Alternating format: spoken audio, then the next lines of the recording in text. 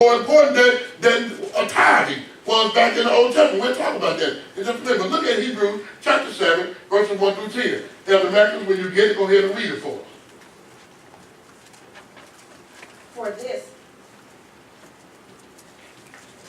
For this Melchizedek, Did you turn it on? Salem, priest of the Most High God, who met Abraham returning from the slaughter of the kings and blessed him, to whom also Abraham gave a tenth part of all, first being by interpretation king of righteousness, and after that also king of Salem, which is king of peace, without father, without mother, without descent, having neither beginning of days nor end of life, but made like unto the Son of God, abiding a priest continually. Now consider how great this man was, unto whom even the patriarch Abraham gave a tenth of the spoils.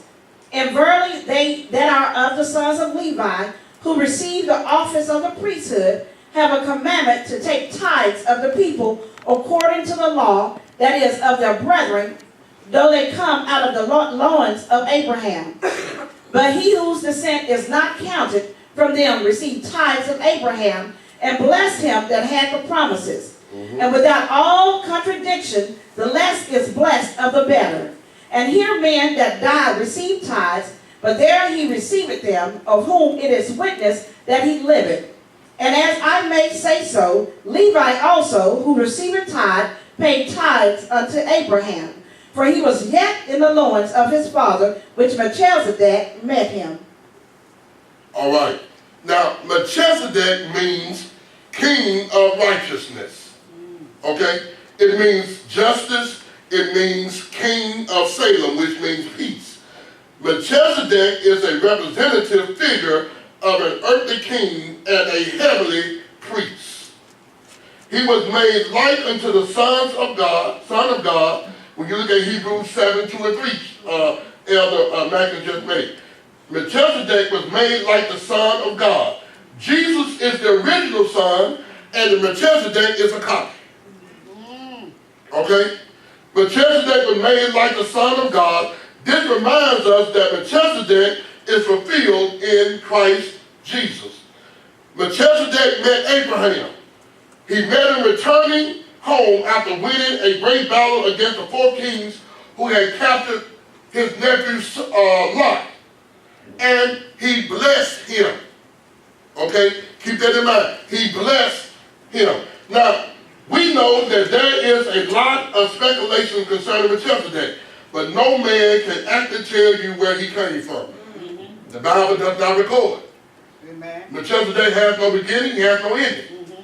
Nobody knows where. He just popped up on the scene. They don't know who his parents is. They don't know who he's related to. He just showed up. Okay? There is no record. He appears simply as one that liveth. As Abraham was returning from his victory, Melchizedek met him and blessed him. Now, it was customary among ancient nations to give a tenth of the spoils of war to the object of their worship. Okay? This was a customary thing for them to give a tenth of what they got to the object of the one they worship. Tithes were paid to Melchizedek as the priest of the Most High. Abraham came and gave tithes, a tenth of what he had, watch this, to Melchizedek. Now, let me help you there. Now, Melchizedek, he gave a tenth of what he had to the priest. Okay? We give a tenth of what we have to the church. But he gave a tenth of what he had to the priest. Someone asked me this question once before. That is it all right to tithe to your leader? There's nothing wrong with that. But make sure you tithe to God. Yes, yes. You tithe to God, but there's no problem with you tithing to the leader. Amen. Had one person in our church who wanted to give first fruit. And he said, well, can I give first fruit to my leader and first fruit to God? Yeah, you can do them both. You want to be blessed? Yeah, go ahead. You receive a blessing when you bless the man and the woman of God. God blesses. God honors that. So he gave her. Watch this. So Abraham gave tithes to Melchizedek, and Melchizedek blessed Abraham, which would indicate that Abraham recognized him what? As a superior person. Okay? After they went and won the battle and took the spoils from that battle, Abraham came to Melchizedek, the one he looked up to, the one who was superior to him, and gave tithes unto Melchizedek. But the Bible says that Melchizedek met him and blessed him. So you got to understand, God will bless those who will bless him with their substance. God has no problem blessing them. Amen. Amen. Look at verse 4 of Hebrews 7. See how great this Melchizedek is. Even Abraham, the first and most honored by all God's chosen people, gave Melchizedek a tenth of the spoil he took from the kings he had been fighting. So Abraham recognized his superiority by paying him tithes. Didn't have a problem. Why? Because he recognized the authority figure. And see, he looked at Melchizedek as being in the place of God. He said, if I bless Melchizedek, then I'm blessing God. Uh-huh. My God, my God. So he gave to Melchizedek as he would have given unto the Lord. See, when you give your tithes and your offering to the church, from that point, it's not your concern what they do with it. That's why some of you holding your money, because you say they ain't doing things right. They ain't doing things right. You feel like you the best one that can budget money and handle money, so because you ain't on the board, because they ain't asked you, you decide to hold your money. And say, I can do better with it. So I don't give it. But see, once the tithe leave my hands, Sister Bertha, it's no longer mine. That's right. That belongs to God. Uh-huh. To be perfectly honest with you, it ain't mine before it leaves my hands. Yes. It belongs to God. So whatever the finance committee does with the money, it ain't on me no longer. Yeah. They got to answer to God for what they do with it. Amen. Amen. Because if they mismanage the money, mishandle the money, that's not going to stop God from blessing me, because I did what he told me to do. Yes. The blessing still going to come whether they do right with it or not. Why? Because I've been faithful to God and I've done what I was told to do. Uh-huh. So God will honor me for my obedience and giving. Yes. Regardless of what happened to it, God still going to honor me. Yes. Look at this. Look at verse 5. And is it true that those descendants of Levi who are charged with the priestly office are commanded in the law to take tithes from the people, which means from their brethren, though these have descended from Abraham? This proved that even children or seeds of Abraham were supposed to pay tithes. Amen. My Lord, my Lord. Just because your mama paying tithes, you think you're exempt from paying tithes. Come on there, Richard.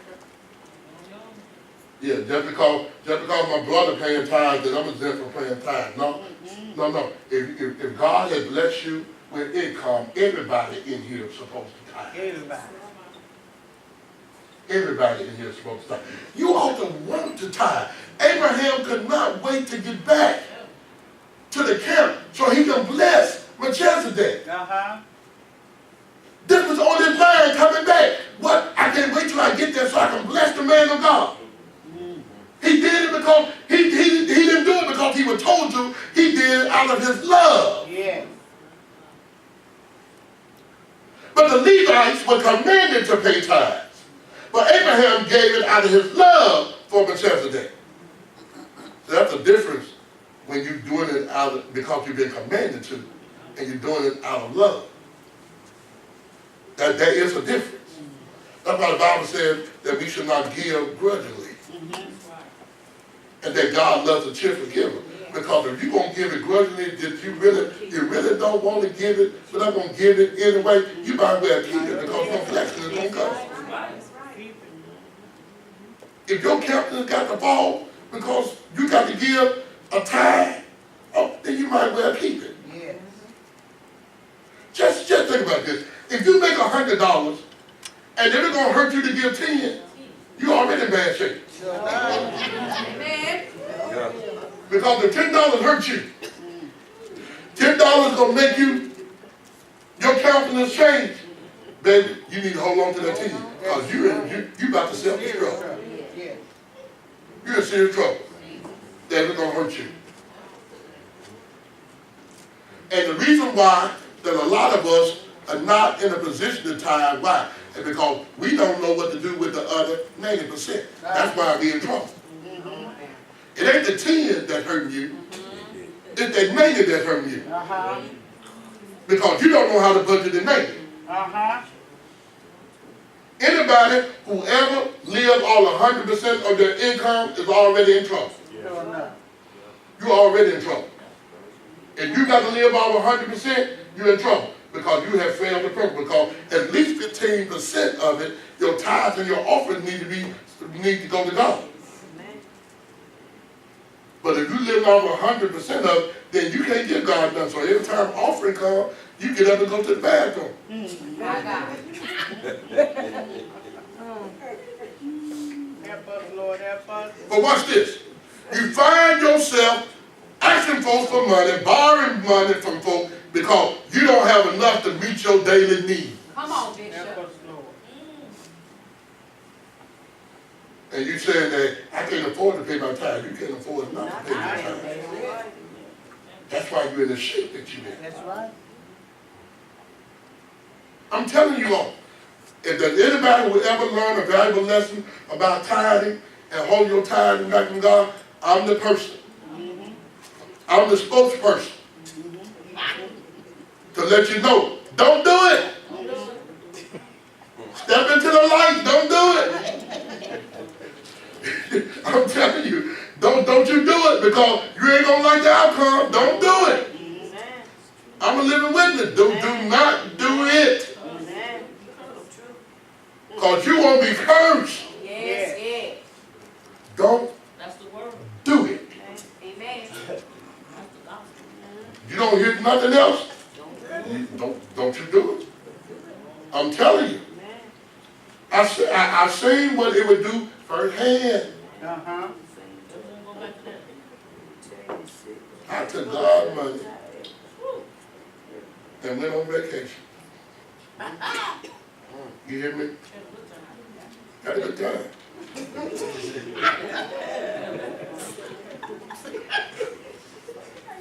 I said to myself, I said, self,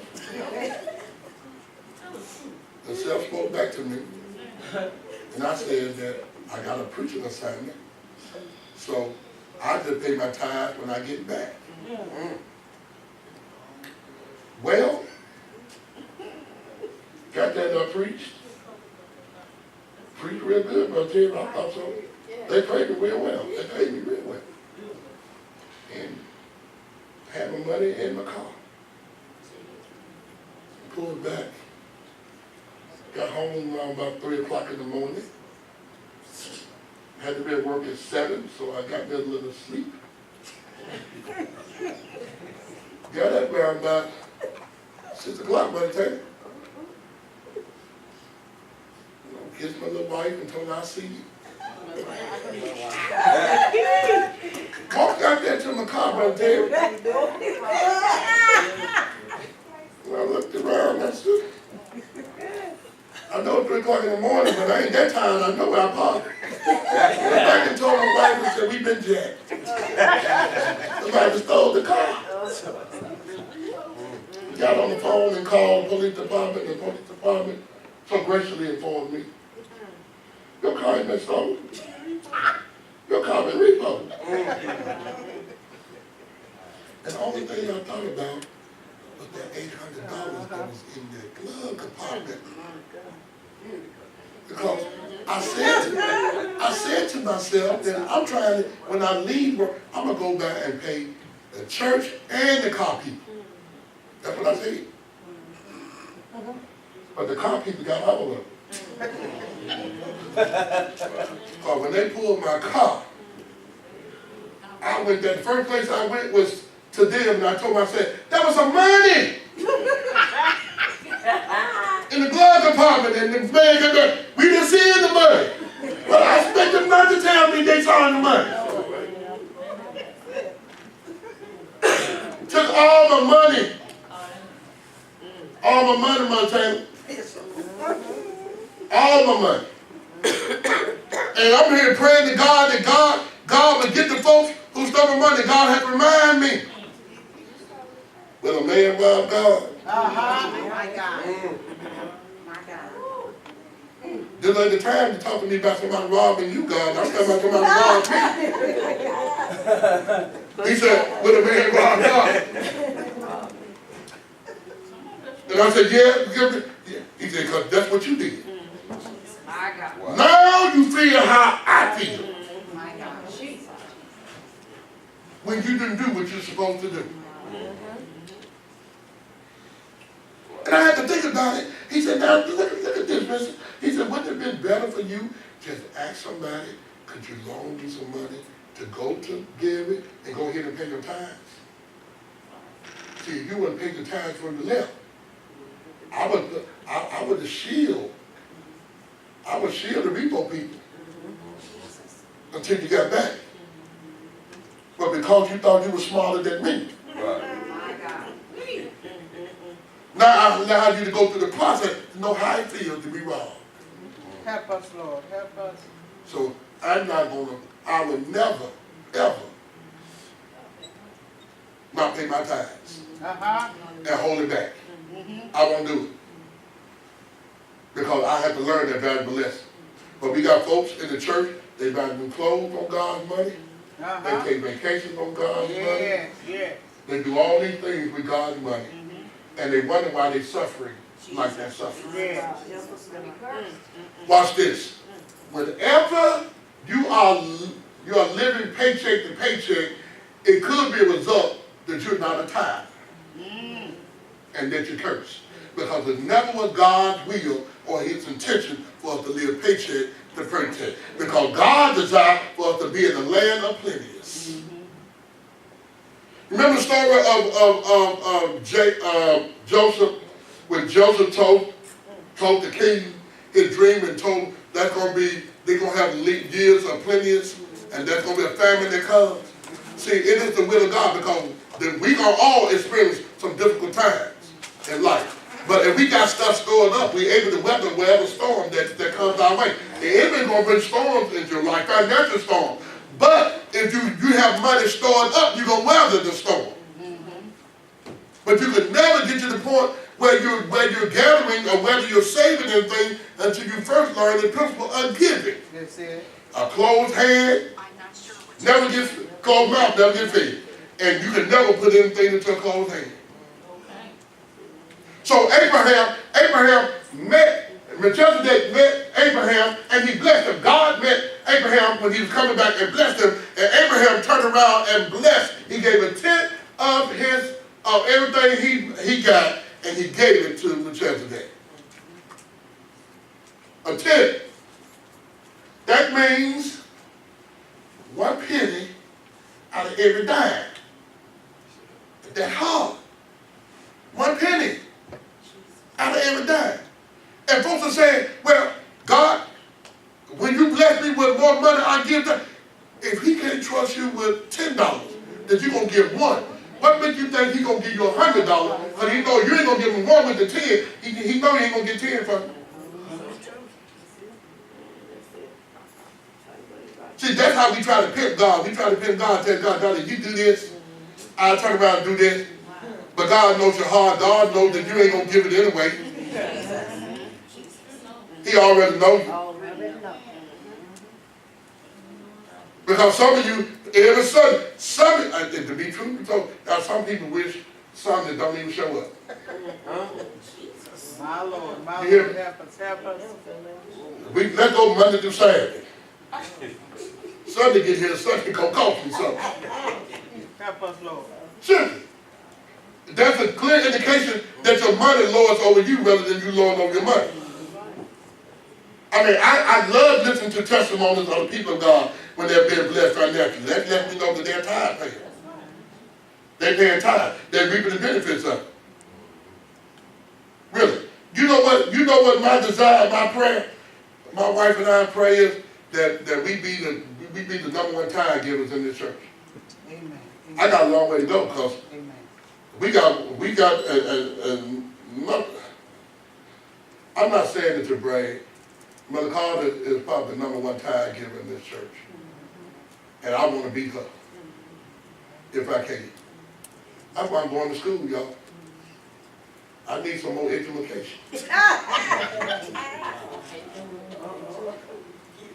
The more education, the more demand for money you can get. That's right. So that's why I need some more education.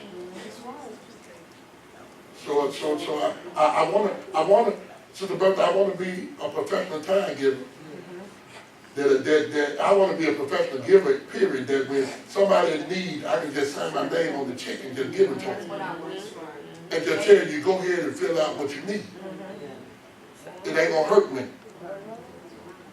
You know, I ain't got to tell you, hold that to Thursday.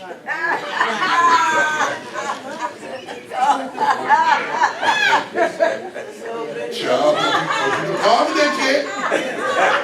Hold on that check. We got, don't you know we got things to do that? No, you ain't got no money. Hold on to it. I'm gonna pay my time, but don't catch that to Friday.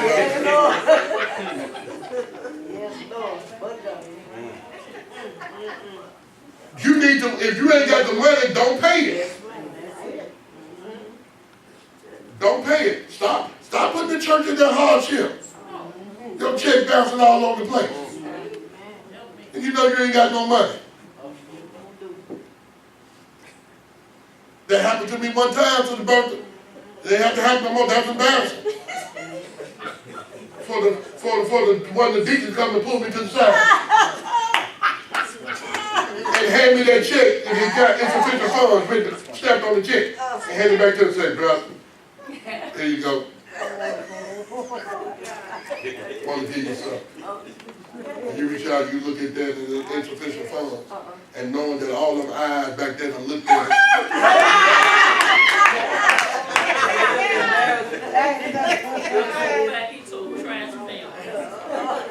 It taught me one lesson. Once that happened, never happened again. If I can't pay you cash, I ain't paying you nothing. I ain't giving you no check. But this is the thing. This is the thing. God trusts us. God trusts you to give your 10%. Sam don't trust you. Sam did his right off before you even get your money. Sam said, I don't trust him. So I'm going to get my 15% off the top. Before the check ever gets to them, I already got mine. And so God said, I'm not going to do it because God said, you come to me free will. And because you come to me free will, I want to trust you that you're going to give what is expected of you. Because if you give me what is respected, if you give me what I expect of you, then I'll give you what you need. Amen. Amen. Thank you. See what Sam does, Sam said, I don't trust you. And Sam said, well, at the end of the year, if there's anything for me to give you back, I'll give it to you at the end of the year. I ain't going to trust you every Sunday. Sam said, I ain't going to trust you every week to give you anything, because I don't know. Because you might give it to me this week, and then next week you probably ain't going to get it. You go into hide. Y'all know saints to go into hide? You'll stop coming to church, you would go into hide.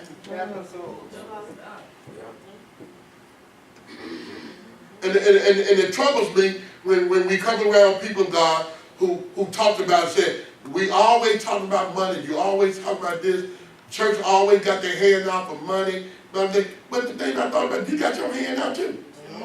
Every time you're in need, you got your hand out, you want somebody to do something for you. Start doing something for yourself. Yes. And the first way you can help yourself is start paying your tithes. Can I help somebody with this? Stop giving folks money if they don't pay tithes. I ain't got too many amens on that. Stop paying people. Stop giving people money that they don't pay tithes. Why? Because when they don't pay tithes, they are under a curse. And if you get involved in that, you're going to be cursed too. Amen. If God is dealing with them, you stay out of it. Don't assist, don't help, because they're not going to learn the lesson. We talk about this all the time. If somebody's hungry, if I go buy them a fish sandwich or make them a fish sandwich, then I only satisfy their need for that moment. But if I go out there and show them how to fish, then whenever they get hungry, they can fish all they want to, and then they can get what they need. Stop. All the thing you're doing is giving them a temporary fix, like they're junkie.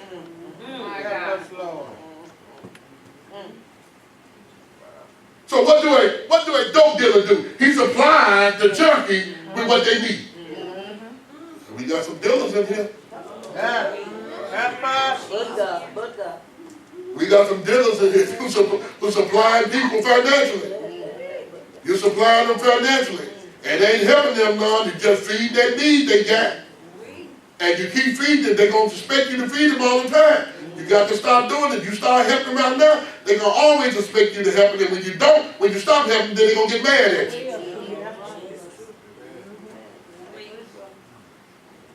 Tithing is a spiritual principle. Yes, it is. If you say, I asked y'all a couple of weeks ago, how many of you really know that you're a child of God? And everybody raised their hand. But if you're a child of God, you ought to be tithing. Simple as that. You ought to be tithing. And if you're not tithing, we got an issue.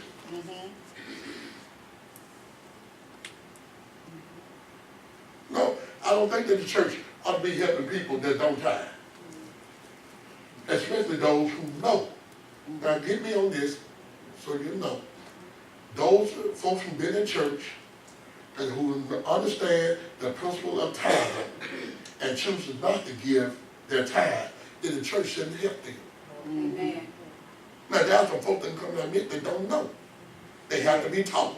Yes. And once they're taught and they choose not to give it, then we need to stop helping them. Yes. Yes.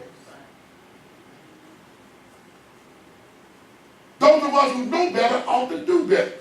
He that knoweth to do right, and for him not to do it, the Bible says, to him is a sin. So Abraham gave Melchizedek 10th of all the spoil that he had captured. All right, let's look at this.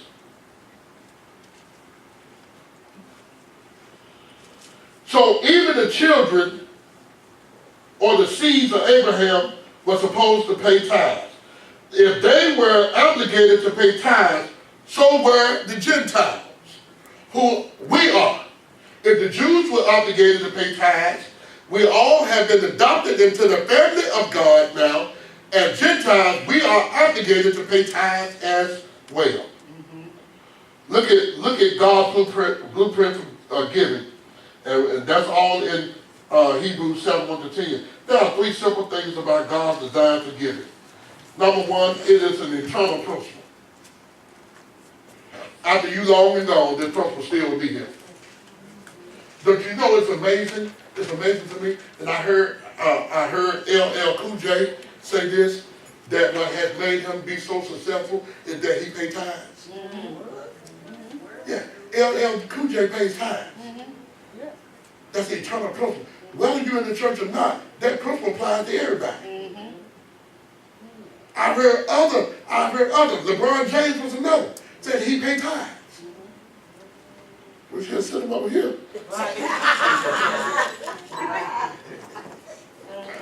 LeBron James said he pays tithes. What has been so successful, what allowed him to be so successful, is that these guys are paying tithes because they understand the principle of giving. See, you got to understand. You can invest your money all you want to. You can take the risk to go down to the casinos and pay your money. You got a percentage whether you win or not, or you can lose everything. Same thing, investing in the stock market. You can have it all today and you can lose it tomorrow.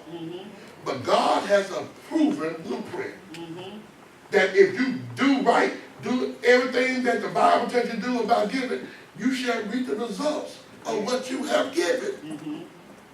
God's blueprint has not changed. Since the beginning of time, it has not changed. Amen. All right, so it's an eternal principle. Before the law, Abraham gave a tenth part of all to Melchizedek, long before the Levites were commanded to take a tithe from the people. God led Abraham to give a tithe to Melchizedek. Abraham gave because he was led to. The Levites had no choice. They were commanded to. Abraham gave because he was led to give. The Levites gave because they were commanded to give. So since we're no longer under the law, we under grace. You're not commanded to give anything. You're not commanded to give your money. But it'd be foolish if you don't. Because I'm going to show you. It would be foolish. Because you would miss out on all the benefits that God has for you in this New Testament church if you don't give your tithes or give your offering. Okay. On 8 occasions in the New Testament, Paul called giving grace. That's why I said, tithe is not mentioned in the Word of God. But on 8 different occasions, Paul called giving grace. We are no longer under the law, but we're under grace.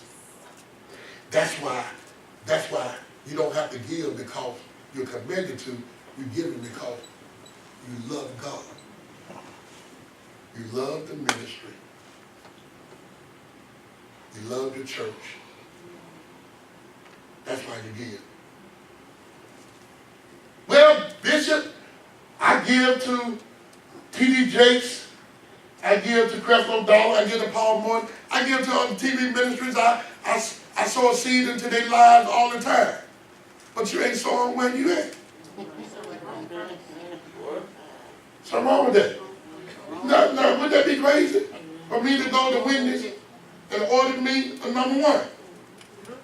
And then drive over to McDonald's and pay them for it?